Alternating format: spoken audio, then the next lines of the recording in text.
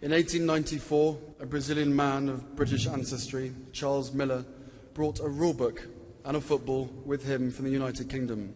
The rest, as you know, is football history. What we invented, Brazil perfected. In the UK, we would like to think of this as an act of typical British generosity.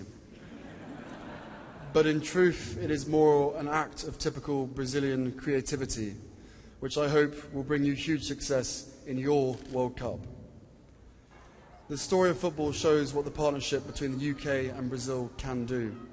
It is a partnership which goes from motor racing to music, from motorbikes to driverless cars, all of which are on display here in this atrium. Above all, it's a partnership between people, whether that's Brazilian students studying in the UK or British and Brazilian charity workers helping some of the most at-risk groups here in Sao Paulo and elsewhere in Brazil.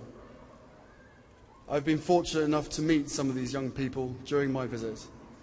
These ties and shared experiences bring with them a mutual respect and shared fondness for our different cultures. I can't believe someone actually brought a dog with them. Very strange. Sorry.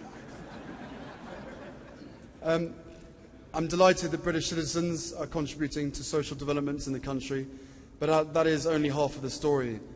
They are also heavily involved in the extraordinary economic transformation which has and is taking part in Brazil. Britain can and does contribute to that in so many ways, through our companies, through our education, through our culture, through our sport, and above all, through our human contacts. The United Kingdom made a huge contribution to Brazil from the time of its independence in the 19th century. In the 20th century, our two countries drifted apart. And now, in the 21st century, I'm delighted to see that we are closer together again. Lastly, I would just like to say how much I've enjoyed the last few days here in this oh-so-passionate country. From watching Brazil play football in front of 70,000 screaming fans in yellow shirts, to planting trees in the Atlantic forest this morning, it has all made me love this country even more since my last visit to Rio about 2 years ago, I think.